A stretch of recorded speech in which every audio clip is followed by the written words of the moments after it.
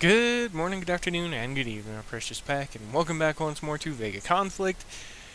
Go ahead, kick back, relax, and let me chat your ears off. It's time to talk about some of these targets.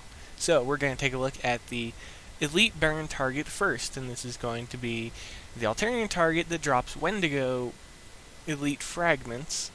And thanks to the drop increase, it's a little bit more easy to obtain most of the targets, but we're not here to talk about that. We're here to talk about the potential tactics that can be used if you do not have an Elite Dreadnought readily available. So, the target consists of multi-damage types.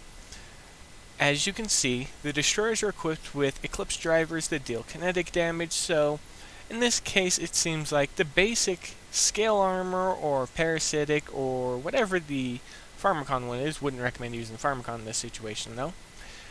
Whatever the equivalent armor is, you would most likely want to be using it to help mitigate damage. As for the weapons fittings, well, I actually do not know what shields they're using, because they're not shimmering, they're not glowing any colors or anything like that, as you can see, other than the carrier. And even then, the carrier is kind of hard to tell, but it seems to be an explosive shield. However, I'm going to assume that the entire fleet is equipped with a... what is it? Resolute? The Resolute shields? And they're resistant to all standard damage types. So, you're going to want to use Blight, Xeno, or Plasma. And we're going to go ahead and we're going to mark Plasma off for these targets, just because the Orions, they become 100% resistant to it when their overdrive activates. So, Plasma is off the list, so you get to pick between Xeno and Blight. That means you're going to be playing as either Umbral or Altairian. Whatever the fleet is, you're going to be using them and setting them up for however you want to. I would recommend, out of each of the target types, if you're going to be using Umbral, you're going to want to use the Valraven and just kite the targets, and you're going to want to use full Blight Nova Driver fittings and just more or less strafe completely backwards away from the target, because they'll come right at you in an attempt to attack. So it'll be easy to pick them off and then move on to the next group. And when you need to attack the carriers, I would recommend using a line formation to begin with, and then just having them all go in on the carrier each time. Now, you're going to have to reposition them after each fight with the carrier, but that shouldn't be too hard to do as you line them up and get them ready to move into the next set, and repeat the process once more, picking apart the Orions fairly quickly and easily, and then setting the formation up for the next group, and the next group, and the next group, more or less repeating the same process over and over. Let's go ahead and let's jump to the 109 now. I said let's jump. Okay, so 109. Basically the exact same situation. The only difference is, as you get lower in the levels, the vessels are actually more durable than at the higher tier. The higher tier, they deal more damage. And that's the trade-off. In this case, as you get closer to the 103, they become more and more durable, but they deal less and less damage to you.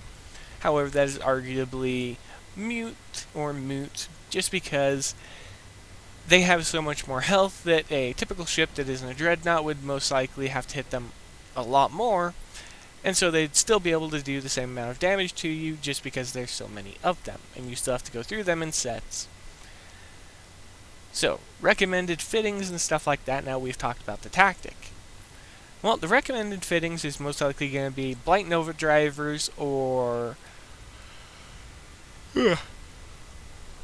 Pardon me for a moment. No, I'm not actually putting myself to sleep by doing this. I'm just up stupidly late. Well, not really late. I'm just recording stupidly late. So, Blight Nova fitting, Parasitic 3, decent ablative, minimum recommendation of at least Mark 4 if you're going to be taking on the elite targets, and you're going to want to focus on the Blight weapons above all else as you're upgrading to Mark 4. Other than that, there isn't too much to discuss tactics-wise or fitting-wise. We're not going to talk about an Altairian fitting, because I actually would recommend using the Artemis, but we don't have it in the game at the moment. We're still waiting for it to be released. So we can't use it. So, Ranger it is. Ugh. The Umbral Valraven Ranger is going to be the go-to ship for this target recommendation, and it's going to be a blight fitting, and you're going to more or less be strafing directly backwards away from the targets once they come into the weapons range, and you're just going to pick them apart. Now, one thing you may want to do is focus fire on one ship at a time to help break them apart just that little bit more quickly to make sure that there are no issues. So, what else can you do? Well, you can maximize repairs by also paying attention to where you position and stuff like that. What I mean by that is, if you're having issues with the fleet and they continuously manage to get up close to you and destroy you, try switching from a line formation to a box formation, and at the beginning of the fight, move the boxes a little bit more close so that the front line and the second line are a little bit closer to one another, and that should allow you to get the additional hits in, as well as keep them at bay due to the dual firing lines. It'll be essentially, they step into the first line, they get heavily damaged, and then they rush and they get hit by the second line and they get destroyed. Rinse and repeat, more or less. Aside from that, there isn't too much else tactics-wise, unless you're going to go with a Dreadnought, such as what I did. Now, if you happen to have an Elite Leviathan because you spent that much time farming for it, well, you're going to know that the blight fitting for it is just phenomenal, and right off the top, it's got an absurd amount of damage per second. Now, this is a good thing, because it can help with these targets, and they can be extremely easy, and you take extremely low damage for every fight. Now, these fights were mostly done for free repair time.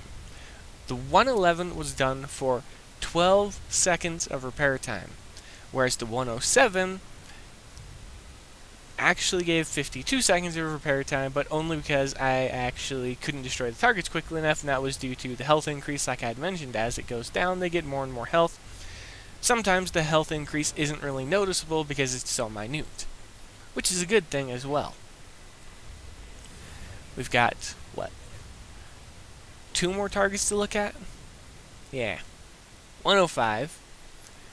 Now, one thing I'd recommend for the development team, whilst dealing with targets in the future, consider the vessels you want to be upgrading with them, then build up a fleet around the strengths so that the first one is easily manipulated and the player can mostly play in auto, just to see what the ship can do and get a general feel for just what it can do and what you can't do, so you know.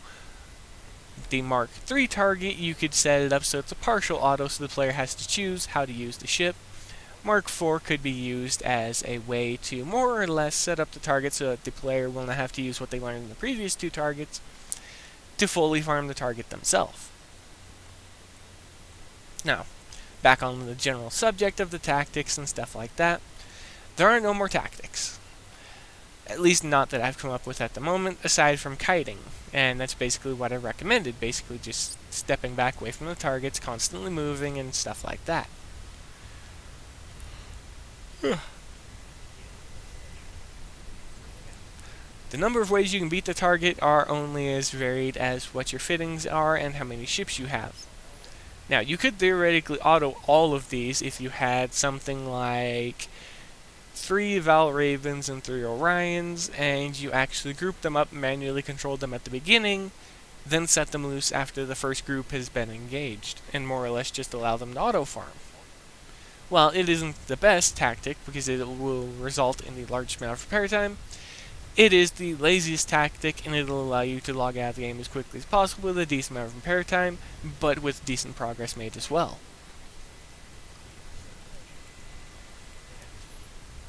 Okay, so one more target, just the 103, so let's go ahead and let's drop this carrier. And then we'll take a peek at the 103, see if there's anything different with it, which there really isn't, because we've seen it all before. It's just a little bit more durable. Ugh. I'm definitely going to sleep after this. And I'm going to do this from now on. When it comes to the target type videos, I will wait until all of them are released, up to the Elite, and then I'll do the targets review video, and it'll be just general tactics that could be used against them and stuff like that. Now, these are fairly well known and easy to follow tactics because it's just a matter of simply strafing backwards. If you have issues or if you're on mobile and it isn't that easy to strafe backwards for some reason, alternatively, what you can do is you can build an auto-farming fleet for these. And the auto-farming fleet would be actually what I recommended of the Valravens and the Orions. Orions out front in the box formation, Valravens behind them, with full Xeno and full Blight fittings with the intention of simply mass farming. Now, the fittings are going to be the same as the recommendations for the following. Due to the auto-farming ships actually being used in multiple situations, I want to make sure that if you do use them, you can use them for future videos as well. In the case of most targets, you only have to prepare one auto fleet. In some situations, as the targets level up, you will have to prepare two. However, I'm running out of time, so we might not be able to get around to talking about all of that today, but I'll be more than happy to talk about in the comment section after I wake up again. But that's basically it. As for fittings, the Orions are a simple Resolute fitting and a Xeno Cascade or Xeno Horde with a stasis weapon to help hold the target still.